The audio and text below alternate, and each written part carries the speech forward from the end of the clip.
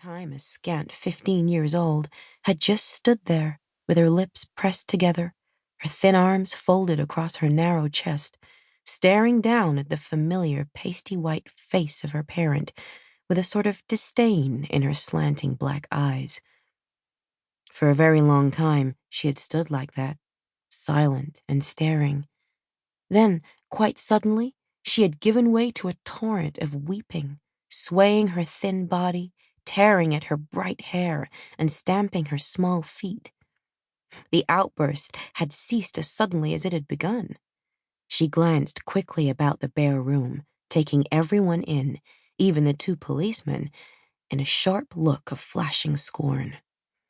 And in the next instant, she had turned and vanished through the door.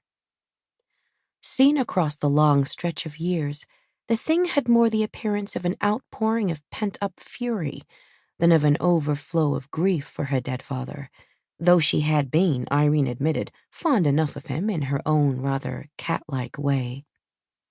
Cat-like. Certainly that was the word which best described Clare Kendry, if any single word could describe her. Sometimes she was hard and apparently without feeling at all. Sometimes she was affectionate and rashly impulsive.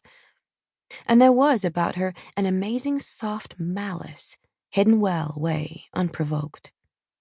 Then she was capable of scratching, and very effectively, too.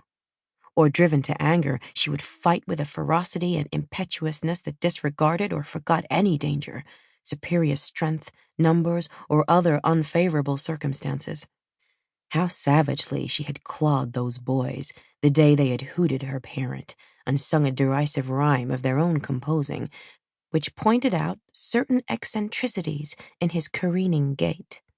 And how deliberately she had— Irene brought her thoughts back to the present, to the letter from Clare Kendry that she still held unopened in her hand. With a little feeling of apprehension, she very slowly cut the envelope, drew out the folded sheets, spread them, and began to read. It was, she saw at once, what she had expected since learning from the postmark that Clare was in the city. An extravagantly phrased wish to see her again. Well, she needn't and wouldn't, Irene told herself, accede to that. Nor would she assist Clare to realize her foolish desire to return for a moment to that life which long ago, and of her own choice, she had left behind her. She ran through the letter, puzzling out as best she could the carelessly formed words, or making instinctive guesses at them. For I am lonely, so lonely, cannot help longing to be with you again, as I have never longed for anything before, and I have wanted many things in my life. You can't know how in this pale life of mine I am all the time seeing the bright pictures of that other that I once thought I was glad to be free of. It's like an ache, a pain that never ceases. Sheets upon thin sheets of it, and ending finally with, "And it's your fault, Reenie dear, at least partly. For I wouldn't now, perhaps, have this terrible wild desire if I hadn't seen you that time in Chicago."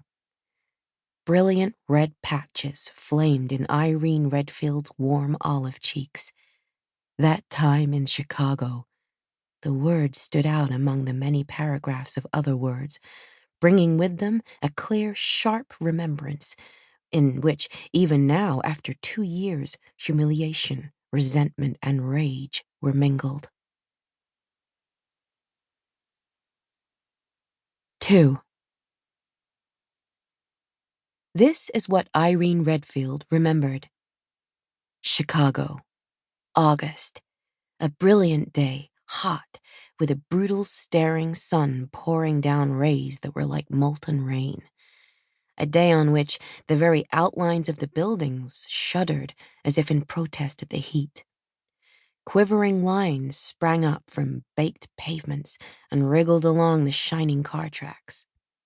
The automobiles parked at the curbs were a dancing blaze, and the glass of the shop windows threw out a blinding radiance.